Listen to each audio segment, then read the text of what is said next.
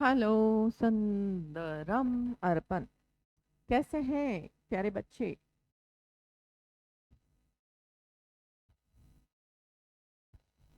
हम्म। एक पानी की बोतल। पानी की बोतल बस। Good morning, very good morning. नाम कितना प्यारा है यार, सुंदरम। सत्यम शिवम तो सत्यम और शिवम भी है क्या घर पे? Sundaram, tell me. एक तो यहाँ भी थोड़ा सा सिस्टम है कि उधर लगवाएंगे। चेक देखने के लिए I have to do my face like this. हम तीनों भाई है मैम, और एक कसम से यार, सत्यम शिवम सुंदरम मतलब आई। तुम यंगर वन हो तो नॉटी हो गए फिर तो। परेशान करते हो यार नॉटी बच्चे। अर्पण, क्या क्या अर्पण करूं मैं? सूर्य को जल अर्पण करते हैं ना अपन, वही अर्पण हो ना आप? बताओ, मीनिंग वही हुआ कि नहीं?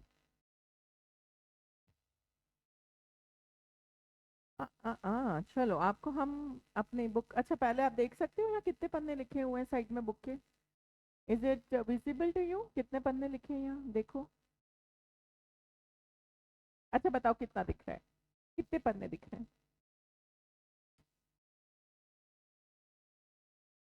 टेल मी, कितने पन्ने दिख रहे हैं पूरे बुक के? अरे वन दिख रहा है, अरे भाई।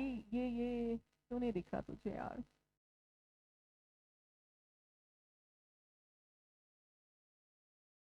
ये साइड में आप देख सकते हैं क्या, नहीं देख पा रहे क्या?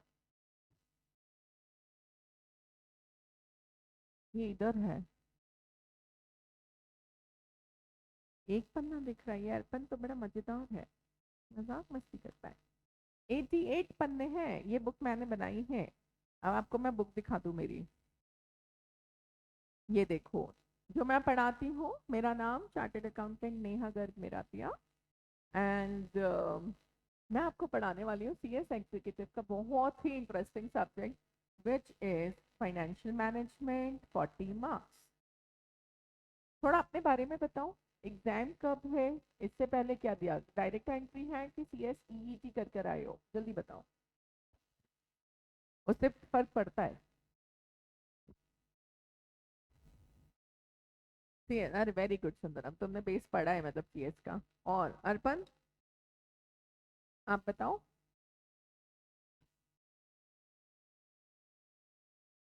आप क्या करके आए हो अर्पण, डायरेक्ट एंट्री या सीएस ईईटी रूट से ही है? और मार्क्स भी बता दो इफ डोंट माइंड। क्या टीचर को पता होता है ना कि बच्चा नोटी करके कैसे बैलेंसिंग कर रहा है। वेरी ग्रेट, दोनों सीएस ईईटी के थ्रू आए हो। तो आपको एग्जीक्यूटिव में टोटल सब्जेक्ट कितने होते हैं ये पता है? और एग्जाम कब है, अटेम्प्ट बताओ मुझे। व्हेन इज योर अटेम्प्ट, जून और दिसंबर बोथ ग्रुप कि जून सिंगल ग्रुप?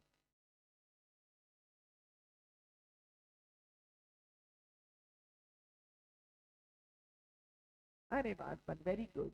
अरे वाह सुंदर, दिसंबर बोथ ग्रुप दे रहे हो, बहुत ही आनंद है, प्रेशर मत लो। 7 सब्जेक्ट हैं, आराम से होगा। जो सबसे ज्यादा बच्चे डरते हैं वो है corporate accounting and financial management. मैं आज पहली क्लास में आप लोगों को ये आश्वासन देती हूँ कि आपको इस सब्जेक्ट में डर नहीं लगेगा। एफएम 40 मार्क्स का है, फटाफट हम पेपर देख लेते हैं कि कैसा होगा। अच्छा ये आपने देख लिया, टोटल 80-90 में बनी है पेजेस। ये आपको मिल जाएगी once you are registered with institute. अगर आप ऑनलाइन ही बैच कंटिन्यू कर रहे हो तो आपके एड्रेस पे हार्ड कॉपी आ जाएगी, और रजिस्ट्रेशन के तुरंत बाद आपको इसका सॉफ्ट कॉपी मिल जाएगा। तो ये टोटल आपके 9 चैप्टर हैं, ये सिक्वेंस पूरी मॉड्यूल की है, क्योंकि आई रिस्पेक्ट आईसीएसआई। आईसीएसआई हमारा सब कुछ है ना? कोई कुछ भी कहे, कोई और कोचिंग वाला, सबसे इम्पोर्टेंट है कि आईसीआई ने क्या मटेरियल दिया है। तो हम जो क्लास में पढ़ते हैं वो पूरा आईसीएससी का मटेरियल पढ़ते हैं बैच में, उसको मैंने ही कट डाउन कर दिया है। आप देखेंगे तो it is for 400 to 500 pages, उसी का मैंने 88 पेज करा है। कैसे करा है देखो। ये आप चैप्टर 1 देख पा रहे हैं, क्वेरी पोर्शन। ठीक है, ये क्वेरी हो गई। क्वेरी के बाद उस चैप्टर में यूज होने वाले सारे फॉर्मूलाज, क्योंकि फाइनेंशियल मैनेजमेंट में इट्स प्रैक्टिकल प्लस क्वेरी। तो आपको प्रैक्टिकल क्वेश्चंस के लिए लगेंगे फॉर्मूले। ये फॉर्मूला शीट दिया हुआ है। फिर आप क्लासरूम क्वेश्चंस आप देख सकते हैं, दे रखे हैं। एंड उसके बाद आपको दिए हुए हैं होमवर्क क्वेश्चन।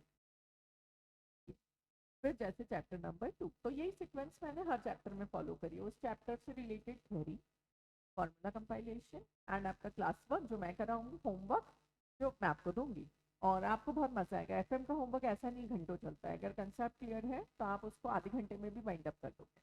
तो मुझे बताओ, आप लोग क्या इंस्टीट्यूट में आके पढ़ने वाले हो कि ऑनलाइन ही रहोगे? जल्दी। Abhishek Nigam, welcome to the class. कहाँ चले गए थे आप, पोहा खाने? टेल मी।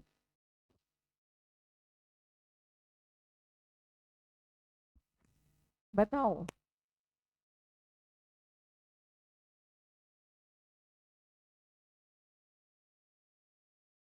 अच्छा, व्हाट इफ, ओके, ऑफलाइन आओगे, वेरी नाइस वेरी नाइस। जब तक ऑनलाइन देख लो, समझ लो कौन कौन टीचर क्या क्या पढ़ा रहा है। वैसे मैं आपको थोड़ी सी तारीफ कर दूं इंस्टीट्यूट की, कि एक ही साल हमारे इंस्टीट्यूट को बाय ब्रांड हुआ है कि प्रो विद्या नाम से। या जितने फैकल्टीज हैं वो सारे टॉप मोस्ट इंस्टीट्यूट से ही निकल के प्रो विद्या बनाए हैं। मुझे पर्सनली पढ़ाते हुए 15 साल हो गए हैं, और हमारी जो सबसे सीनियर फैकल्टी है उनको 24 ईयर्स का एक्सपीरियंस है। तो आप एक सुरक्षित हाथों में हो, इसमें कोई शक नहीं है। चलो, जल्दी से अपन देखते हैं पेपर पैटर्न। अच्छा, पता है क्या आपको पेपर पैटर्न? पता हो तो मुझे बताओ।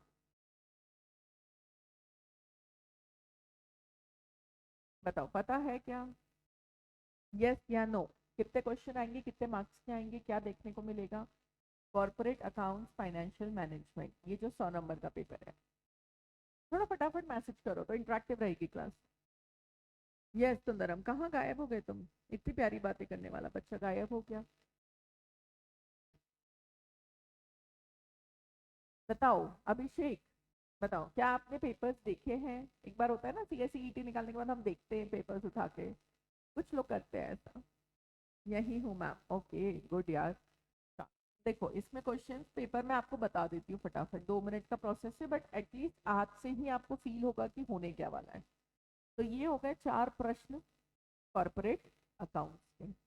और एफएम का देखिए क्या है, 5, 6 और 6A, and your paper is close. ये है आपके 100 नंबर के पेपर का स्ट्रक्चर। कॉर्पोरेट अकाउंट्स आएगा आपका 60 मार्क्स का, और इधर आएगा आपका 40 मार्क्स का एफएम वाला बट। अब इसमें क्या होता है, जो फिफ्थ क्वेश्चन है उसमें 3 पार्ट्स आते हैं यूजुअली, जो मैं अभी 3-4 साल का ट्रेंड देख रही हूँ। और ये तीनों पार्ट जनरली सिंगल चैप्टर से आते हैं। आप ये लिख लेना बेटा साथ में, अगर नई कॉपी बना ली है तो बहुत ही बढ़िया है, फ्रंट पेज पे ये प्लानिंग लिख लो आप, तो आपको हमेशा याद रहेगी। I will give you sufficient time to write. ये सिंगल चैप्टर से ही तीनों क्वेश्चंस बनते हैं 20 मार्क्स। अब 20 मार्क्स का उनको देना रहता है, तो नॉर्मल बाइफर्केशन ये देखने को मिला है, 7, 7, 6। फिर 6 के अंदर 4 पार्ट्स आते हैं, A, B, C, D, और ये चारों प्रश्न डिफरेंट चैप्टर से आते हैं, डिफरेंट चैप्टर, और ये भी 20 मार्क्स के हैं 4 प्रश्न। इसमें वेटेज जनरली इक्वल देखने को मिला है, 5, 5, 5। और मैं कहूँगी डिट्टो सेम, डिट्टो सेम। इसका मैं डुप्लीकेट निकाल के यहाँ लिख देती हूँ, यहाँ पर होगा। तो बोलोगे मैम अंतर क्या है? फिर अंतर है बेटा, बहुत बड़ा है। ये पूरा आपका प्रैक्टिकल आएगा, ये वाला पार्ट प्रैक्टिकल आएगा, ये भी पार्ट प्रैक्टिकल आता है, और ये पूरे चारों पार्ट्स आपके थ्योरी के आते हैं। तो वो होता है ना बच्चा जो एफएम से डर रहा है, घबरा रहा है, तो वो थ्योरी स्ट्रॉन्ग करके जाता है। बट मेरे को नहीं लगता कि थ्योरी अटेंड करना चाहिए। अगर आप मेरा पर्सनल व्यू मांगेंगे तो थ्योरी में कहीं ना कहीं स्कोप होता है मार्क्स कट जाने का, जो हम बचपन से देख रहे हैं। और प्रैक्टिकल का फायदा क्या होता है, फुल मिलता है, यूर राइट। तो मैं तो खैर सभी पढ़ाऊंगी आपको, थ्योरी भी आपको वो दी है जो चैप्टर्स के आगे जो रिलेवेंट है। और इस बुक के अलावा जो मैंने कंपाइल करा है आप लोगों को देने के लिए, वो है कि स्कैनर। स्कैनर में क्या होगा बच्चों, जितने पास्ट अटेम्प्ट्स के क्वेश्चन हैं वो सारे उसमें मैंने डाल दिए हैं चैप्टर वाइज। दूसरा मैं आपको दे रही हूँ सीए की बुक के और सीडब्ल्यूए की बुक के थोड़े थोड़े क्वेश्चंस एडिशनल क्वेश्चन बैंक के नाम से, ताकि आपको गुंजाइश ही ना हो कि प्रैक्टिस और कहाँ से करें मैम। जो हम मटेरियल दे रहे हैं वो एग्जॉस्टिव है, और उसमें भी मैं बता दूंगी कि अगर दूसरे सब्जेक्ट के साथ तो आपको लग रहा है मैम इतना एफएम पढ़ेंगे क्या, तो फिर मैं खुद ही आपको कट शॉर्ट करवा दूंगी। बट मेरा फर्ज है एक बार का पूरा देना, जिस बच्चे का मन लग रहा है और जो मार्क्स के लिए ही नहीं पढ़ रहा है, कंसेप्ट बिल्डिंग के लिए भी पढ़ रहा है, रियल लाइफ में एफएम को समझने के लिए, क्योंकि आप जानते हैं ये जो सब्जेक्ट है यही आपको आगे पैसा जब आपकी सैलरी का आएगा उसके बाद आप क्या करोगे उस पैसे का, स्टॉक मार्केट में लगाओगे, तो उसके लिए भी इसमें एक चैप्टर है सिक्योरिटी एनालिसिस, अभी इंडेक्स में मैं दिखाती हूँ सिक्योरिटी एनालिसिस। तो उसमें पूरा यही सिखाया है कि कैसे आप किसी कंपनी, बहुत डिटेल नहीं, बेसिक लेवल पर एटलीस्ट आपकी जर्नी चालू होगी, है ना, इन मार्केट्स को समझने की। तो इसलिए मैं कहूँगी कि एफएम को मार्क्स के साथ कंसेप्ट बिल्डिंग के लिए भी आप पहले दिन से प्रायोरिटी रखें। तो आपने आई थिंक ये नोट कर लिया है। जस्ट अभिषेक, सुंदरम एंड अर्पण, मुझे बताओ हुआ कि नहीं हुआ,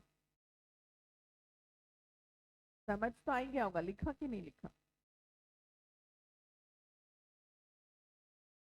डन।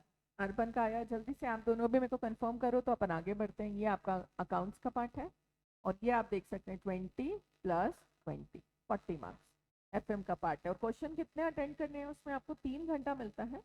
आप मान के चलो 1 सवा घंटा एफएम को लगता है। ये छोटे छोटे 1 2 3 4 5 6 7 आराम से होता है सवा घंटे में, क्योंकि ये वाले क्वेश्चन काफी छोटी लेंथ के होते हैं। अभिषेक का भी हो गया है। सुंदराम यही हो बोल के तो ही सबसे ज्यादा लेट रिप्लाई कर रहा है। और आपको पता है it is not a recorded class, it's live class, तो take the benefit and let me also feel good about it.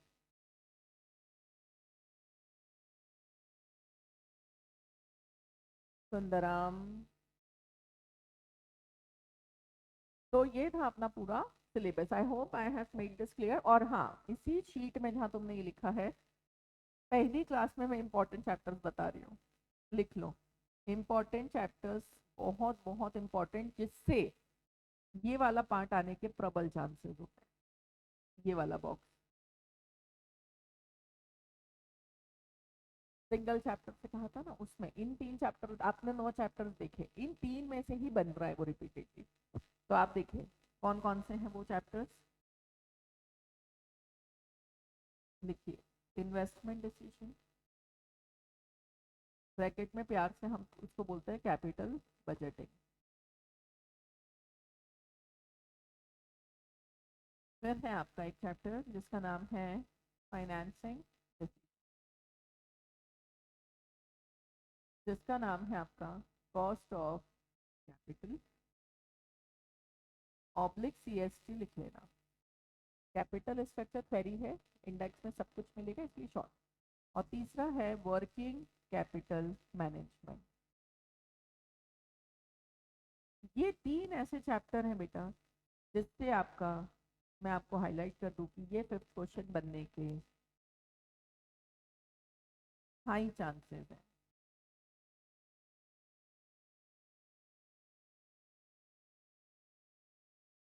ये भी लिख लो, ये तीनों चैप्टर्स के नाम, क्योंकि जब ये चैप्टर्स चल रहे होंगे ना तो भी all should be on the toes, क्योंकि आपके 20 नंबर तो शॉर्ट शॉर्ट बनेगा, प्रैक्टिकल है और खुला ही जाते हैं।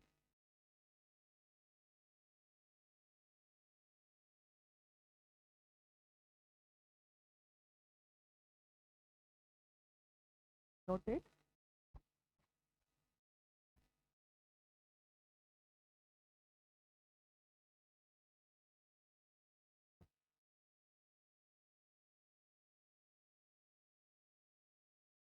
नहीं किया नोट अभी तक?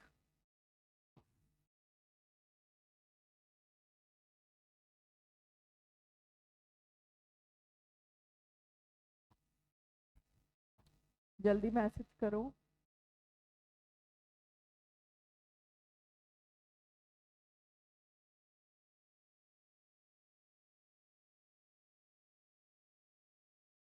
Yes, Arpan. Why not? Company secretary is giving you the all knowledge. You know, SEBI. मतलब you people will just rock in a stock market. मतलब don't take me wrong, but more than CA. Because you have thorough guidance. अभी तो आप executive कर रहे हो, जब आप लोग प्रोफेशनल में आते हो, you don't know capital market को आप कितनी डेप्थ में समझते हो, आप सेबी को समझते हो, आप कैपिटल मार्केट को समझते हो, तो आपकी जो हैंड्स ऑन होती है ना, बस प्रैक्टिकल पार्ट छोड़ दो थोड़ा कैलकुलेशन वाला, बट जो थ्योरेटिकल फ्रेमवर्क आपका माइंड होता है ना सीएस वालों का, क्लास अपार्ट, तो आप अपना कोर फील्ड बाद में एज एन इन्वेस्टमेंट भी जा सकते हो, स्पेशली इन्वेस्टमेंट बैंकिंग जहाँ आईपीओ लाया जाता है, मर्चेंट बैंकिंग होती है, नई कंपनी इशू लेकर आ रही है, आप पूरा यही पढ़ते हो कंपनीज को कैसे आईपीओ लाना है। तो या तो आप किसी एक कंपनी में जाके उसका हो जाते हो, या फ्रीलांसिंग करते हो, अपना कंसल्टेंसी देते हो, किसी भी कंपनी को आईपीओ लेना है तो वो आपके पास आएगी और आपसे ही सारा काम कर पाएगी, जिसको प्रैक्टिस बोलते हैं। यस, इसीलिए तो आपको ये बेसिक नॉलेज दिया जा रहा है, वरना यूज ही क्या था आप खुद बताइए। अगर सिर्फ हम उसमें बात करें कि आप जो कंप्लायंस का काम आपका मेन होता है कि कौन सा एक्ट है, कंपनी ने उल्लंघन तो नहीं करा, उसके अलावा भी ये आपकी लाइन है जिसमें बहुत कम सीएस जाते हैं, तो यहाँ आपका अर्निंग नॉर्मल सीएस से शायद डबल होगा। तो you should definitely think about this and learn the subject properly. चलिए, तो अब आते हैं अपन अपने सब्जेक्ट की ऑफिशियल शुरुआत। लिखिए सबसे पहले, अपन आज की क्लास में सिर्फ क्या समझने वाले हैं पता है? कोई चैप्टर स्टार्ट नहीं हो रहा है, आज पूरा एफएम ही समझने वाले हैं। What is the meaning of financial management?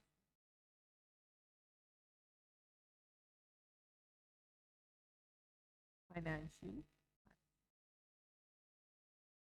Normally हमारे घरों में भी यही व्यवस्था आप देखने को मिलती है, एक जना है जो पैसा लाने के लिए जिम्मेदार होता है और एक जना है जो उसका खर्च करने के लिए जिम्मेदार होता है।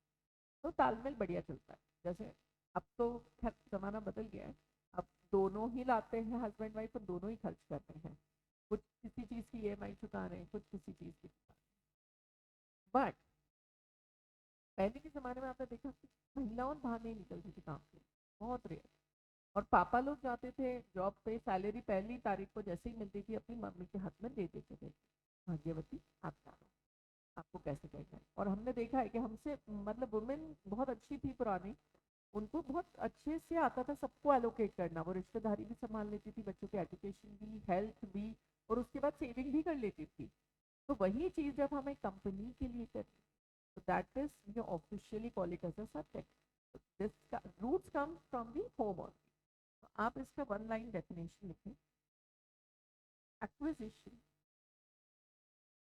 Of fund and its effective utilization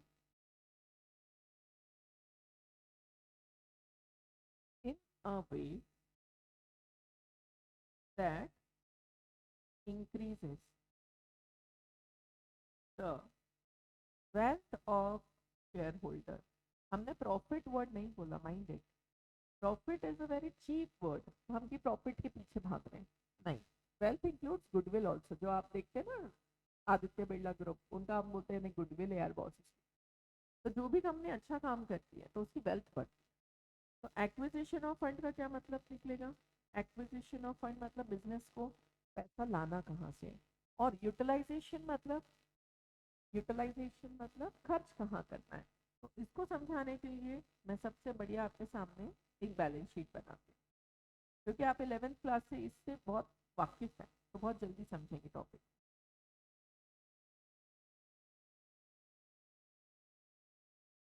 आप मेरे साथ ही बनाते चलिएगा।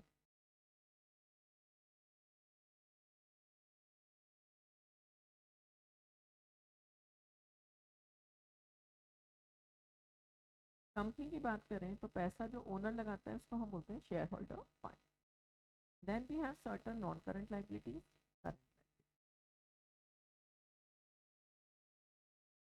Current assets, non current asset, या हम जिसको पीपीई इंटेंजिबल भी बोलते हैं, या हम इसको फिक्स्ड एसेट भी बोलते हैं।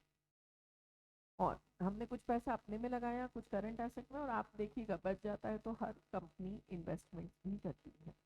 इन्वेस्टमेंट वर्ड का मतलब ये हो गया आउटसाइड द बिजनेस, ये भी इन्वेस्टमेंट है नॉन करंट में, या लैंड खरीदना अपनी काम के लिए, अपनी कंपनी के लिए, बट वो कैसा इन्वेस्टमेंट है? Inside the business. और ये वाला investment outside the business. Apple बोलता है ओके। आप देखिए इसको हमें समझना पड़ेगा कि आपने एक सपना देखा कि चलो मैं इंडिया में बहुत अच्छे स्केचर ब्रांड का जूता बनाऊंगा लो कॉस्ट पे थोड़ा। Skechers is not a Indian brand but all people are just running about it. तो हमने एक स्केचअप से मिलता जुलता ही उसका क्वालिटी और R&D करके हम अपना कोई ब्रांड लाना चाहते हैं। तो आपने बोला यार इंडिया लेवल पे करना है तो कम से कम 10 CR का इन्वेस्टमेंट है। तो आपने शेयर होल्डर से बात करा, इक्विटी, प्रेफरेंस, और उन लोगों ने आपको मिलके पैसा भी दे दिया 10 CR।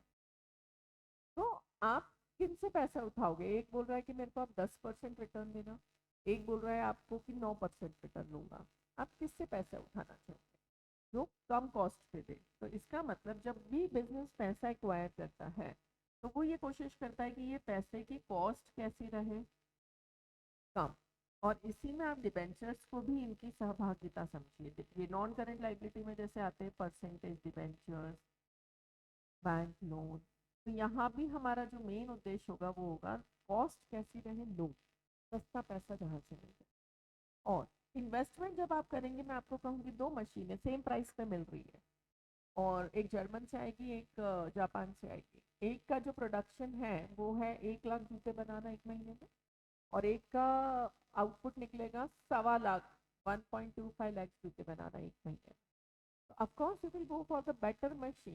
तो अपन जब इस तरह के डिसीजंस लेते हैं कि भाई विच एसेट टू बाय, हम यहाँ पर हैं और हम वहाँ पर कौन सा एसेट खरीदते हैं जो हमें हायर रिटर्न। तो यहाँ पर जब हम एसेट के रिटर्न की बात करेंगे तो हाई की करेंगे, और कॉस्ट जब लाने की बात करेंगे तो लो की करेंगे। तो अब अपनी बैलेंस शीट का देखिए रीड करने का तरीका, उसके अपन अलग अलग डब्बे बनाएंगे। अब ये हो गया एसेट का, और ये वर्किंग कैपिटल है। इसको मैं बोलती हूँ कि ये वो चीज़ है जो सब कुछ अच्छा होने के बाद अगर इसमें गड़बड़ हुई ना तो आपका जहाज डूब जाएगा, चल ही नहीं पाएगा।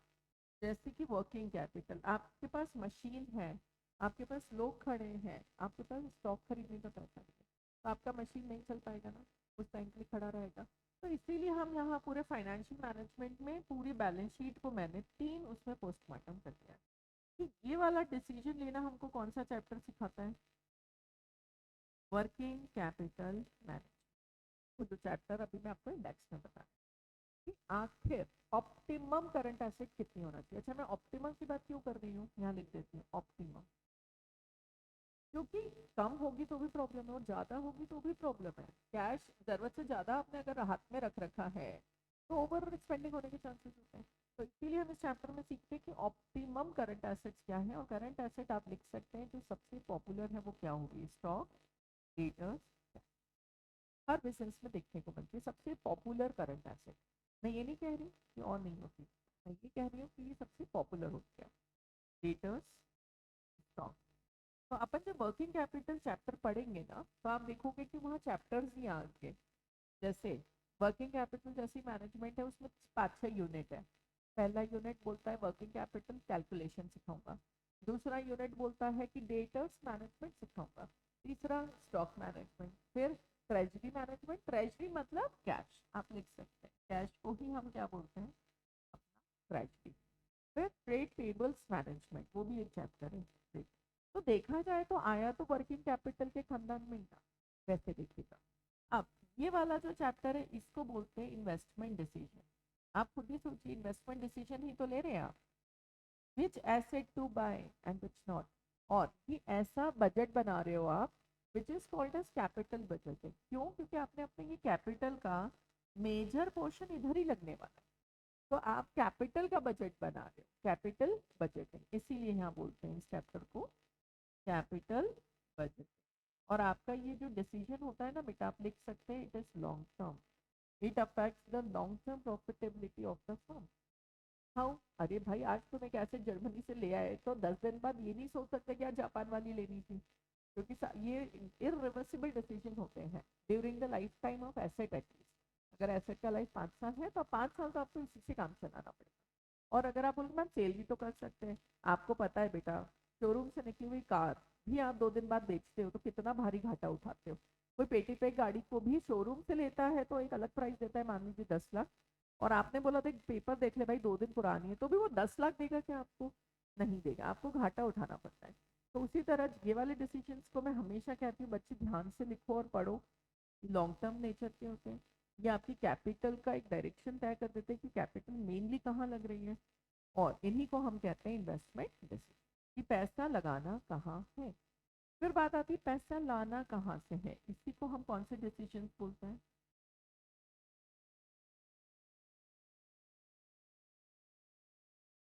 फाइनेंसिंग डिसीजन,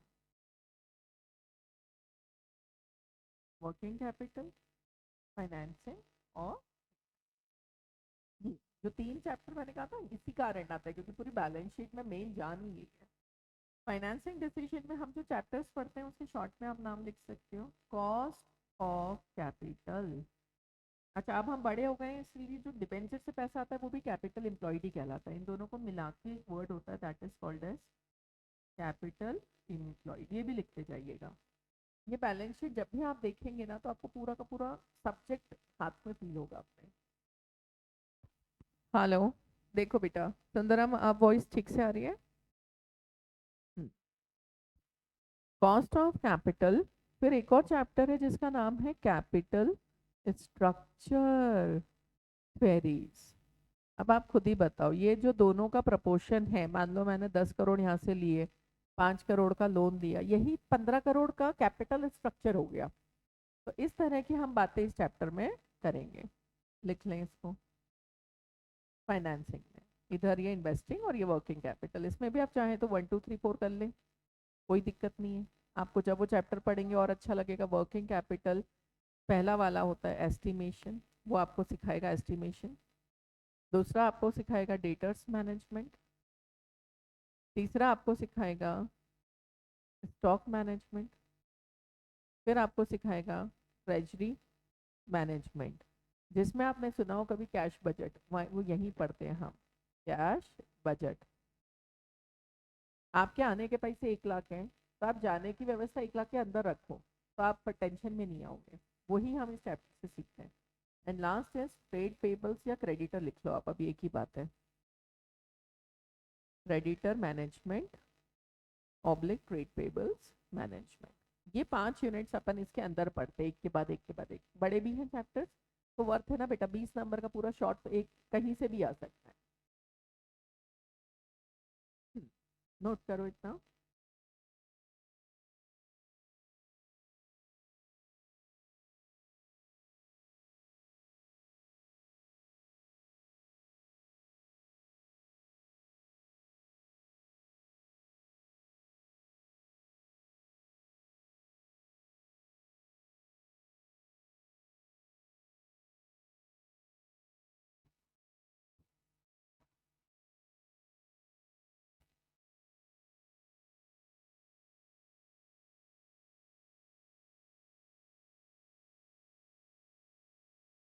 बेटा लिख लिया हो तो बता देना, काफ़ी कुछ है इसमें, ये जान है पूरे एफएम की। इसके बाद में आपको हम इंडेक्स रिलेट करवाऊंगी, जो जो हमने प्लॉटिंग करी आप खुद ही बताते जाओगे कि मैडम ये तो यही चैप्टर है।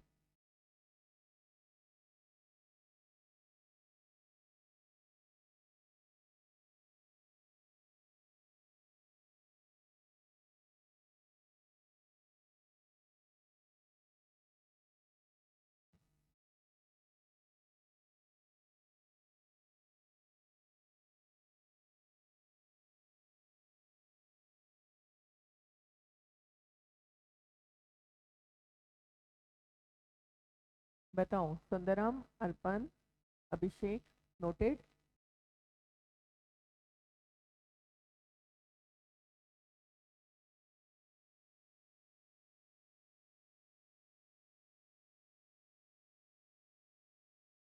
नहीं लिखा, कोई बात नहीं, अच्छे से लिख लो।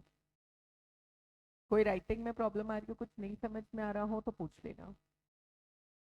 करंट एसेट के पास लिखा है ऑप्टिमम। ऑप्टिमम होना चाहिए ये सारी चीज़ें, ना ज़्यादा ना कम। अगर ये सब बराबर रहा, नाप तोल के जिसको कहते हैं, जैसे खाने में होता है ना सब मसाले नाप तोल के डले हैं तो टेस्टी बनना है, वैसे ही बिजनेस में अगर हमारी बैलेंस शीट पूरी नाप तोल के बनी हुई है, कैलकुलेटेड है, ऐसे हवा में नहीं है, तो हमारा फाइनेंशियल मैनेजमेंट स्ट्रॉन्ग कहलाएगा। और उसी से हमारी कंपनी की वैल्यू ऑफ शेयर्स बढ़ते हैं मार्केट में। इकोनॉमिक्स का concept effective utilisation of resources, जो कि नेवर एंडिंग वांट्स हैं। एवरीवन वांट कि भैया हम बिलियनियर बन जाए, but the process one has to go through.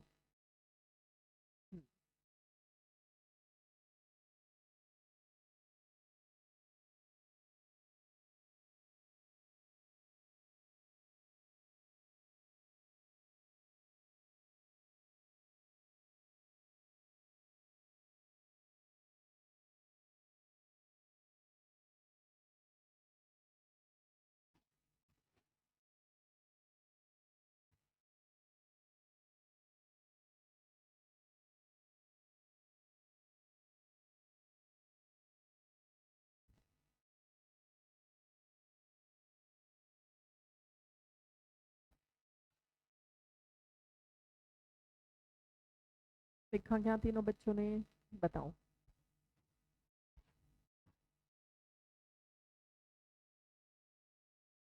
तो हम इंडेक्स की तरफ चलें।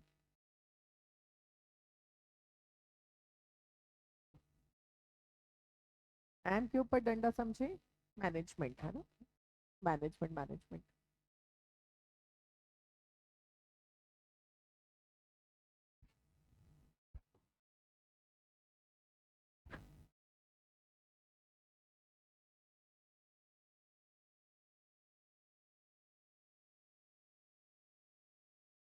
चलो इंडेक्स देखते हैं, ये देखिए।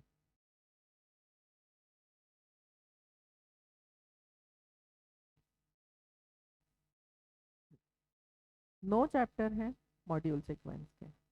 मैं एक बार रब करती हूँ ये, ताकि आप मेरे साथ रिलेट कर पाए।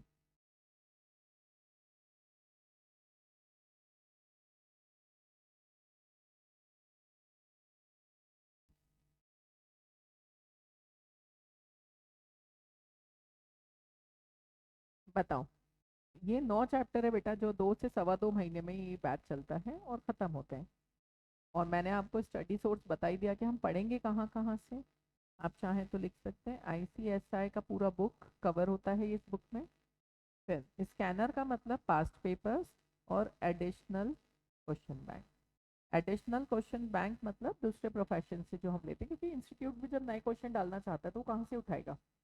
इंडिया में CS वाले को नए क्वेश्चन चाहिए तो वो CA और CWMS से जो सिमिलर चैप्टर होते हैं वहां से उठा लेते हैं।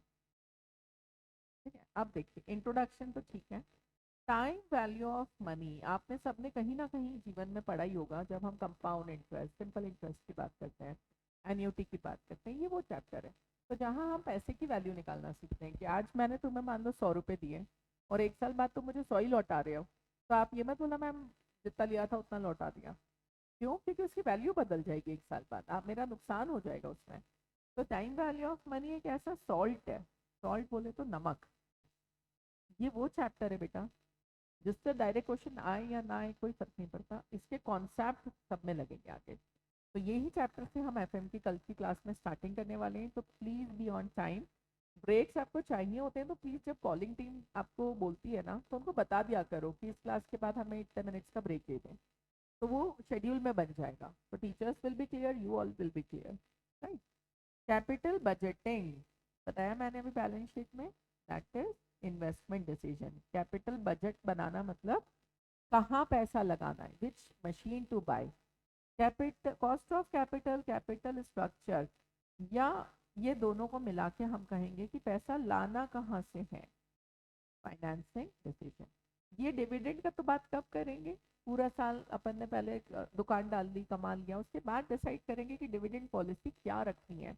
हम तो ऐसी रखेंगे साहब जिससे वैल्यू ऑफ फर्म बढ़ जाए हमारी।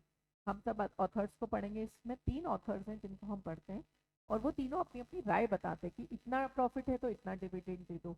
मतलब बेसिक आइडिया उनका 2 वर्ड्स पे चलता है कि अगर आपके पैसे लाना, जैसे बैंक से तुमने ब्याज पे पैसा ला के 10% है, और तुम्हारा ROI जो तुम कमा रहे हो वो 18% है, मतलब ROI ज़्यादा है इंटरेस्ट रेट से, तो इस केस में डिविडेंड देने से वैल्यू कम हो जाएगी। सोचो, क्योंकि आप जब ज़्यादा कमा सकते हो तो बांट क्यों रहे हो, पैसा फर्म में रखो और उसको नए प्रोजेक्ट्स में लगाओ, है ना। इस तरह की बातें हम पूरे डिविडेंड पॉलिसी में करते हैं। फिर वर्किंग कैपिटल मैनेजमेंट मैंने बताया।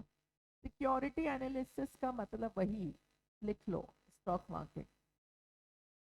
ये आपको सिक्योरिटी एनालिसिस करने के बाद, सिक्योरिटी मतलब वही shares, debentures, bonds, mutual fund, इन सब का एनालिसिस करना सिखाएगा ये chapter. Operational approach to financial decision, कई बार हमको यूनिट्स को लेकर डिसीजन लेना होता है कि हम ये नया प्रोजेक्ट डाल रहे हैं, इसमें इतना खर्चा आ रहा है, तो बेयर मिनिमम कितनी यूनिट्स हमें बनाना चाहिए कि ब्रेक इवन पॉइंट आ जाए, है हम ऊपर प्रॉफिट उठा लें। तो ये पूरा चैप्टर का एक्चुअली नाम है मार्जिनल कॉस्टिंग। तो जो कंपलसरी क्वेश्चन आने ही आने वो इधर से आने हैं, मतलब फर्स्ट पार्ट। और जो मैंने कहा था सेकंड पार्ट, अब मान लो फर्स्ट पार्ट आपका इससे आ गया, तो जो आपका सेकंड पार्ट में 4 क्वेश्चन है ना, वो एक इधर से दिख जाएगा, एक इधर से दिख जाएगा, एक इधर से दिख जाएगा, एक इधर से या इधर से। अच्छा, उसमें भी एक क्वेश्चन और करके आता है, तो you have a internal choice also. तो यहाँ पर इस तरीके से ये पेपर बनता है। So I hope this is very much clear to you. आपकी अगर कॉपी नहीं आपने एफएम की बना ली है तो आप ये इंडेक्स नोट कर लें, और नहीं बनाई तो प्लीज़ फोटो खींच लें। कल आप जब नेक्स्ट क्लास में मेरे साथ ये चैप्टर पढ़ेंगे तो it should be return in the new copy. और मेरी कॉपी बनाने की बस छोटे से 2 रूल हैं, कोई प्रेशर नहीं देती मैं। सबसे पहला आपका एक फार्मूला कॉपी आप रेडी रखिएगा बेटा, जो आपका होना चाहिए 20 से 25 पेजेस का, जिसमें हम जब जब चैप्टर कंप्लीट करते जा रहे हैं आपको वो फार्मूले पे ग्रिप अच्छी आती जा रही है, आप लिखते जाइएगा। तो एग्जाम के एक दिन पहले की तैयारी हम अभी से ही सोच के कर रहे हैं। दूसरा होता है आपका classroom copy, that can be of like 180 pages, sufficient है। तो तीसरा होता है आपका होमवर्क कॉपी, इसको मैं कहूँगी कि मेक इट 300 पेजेस। उसका रीज़न बहुत सिंपल है कि once your homework copy is thick, वैसे भी मैं कभी कभी क्लास में मंगाती हूँ चेक करने के लिए, तो होमवर्क कॉपी अगर आपका 300 पेज का है वो आपके ऊपर डिपेंड करता है, तो उसमें आप जो मैं बुक दे रही हूँ उसका होमवर्क भी हो जाता है, और ये जो स्कैनर और एडिशनल क्वेश्चन बैंक है वो आप इधर ही प्रैक्टिस कर सकते हो इसी कॉपी में। तो टोटल एफएम की आपको डेडिकेटेड 3 कॉपी बना के रखनी है। 2 किताब का सेट है जो मैं आपको दूंगी, जिसमें पूरा ब्रह्मांड का नॉलेज कवर है, आपको कहीं इधर उधर और सर्च करने की जरूरत नहीं पड़ेगी। अब मुझे आप लोग ये मैसेज करके बताएं कि आज की क्या पूरी बात आपको एकदम क्लियर हुई है?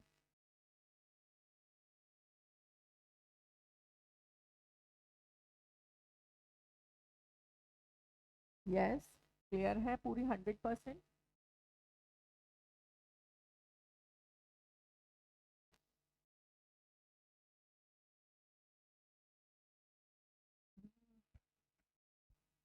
पानी की बॉटल भी नहीं है। अर्पण सुंदरम एकदम क्लियर है? Okay, do you need a break for eating breakfast और समथिंग? क्योंकि next class is scheduled from 12 I guess. If you need break, tell me, or otherwise we will start the chapter today itself. Time value of money.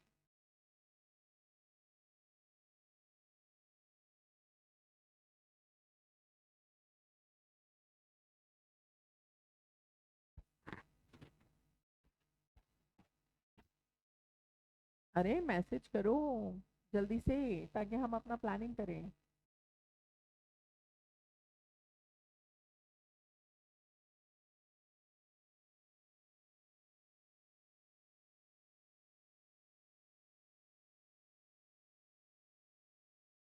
Understood? Okay, तो let's keep it a break of simple 10 minutes. तब तक आप मुझे ये बता सकते हैं कि आप में से प्रैक्टिकल किसका स्ट्रॉन्ग है? We'll end up the class in 2-3 minutes just after knowing each other. Practical strong है कि थ्योरी पोर्शन स्ट्रॉन्ग है? मैसेज करके बताइएगा।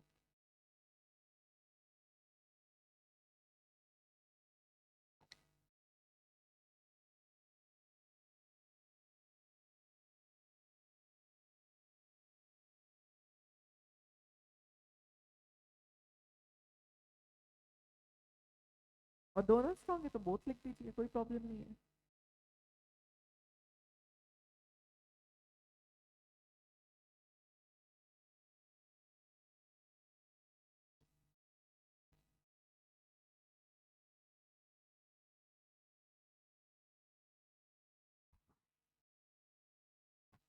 ओहो, कहीं चले गए हो क्या? रिप्लाई करो।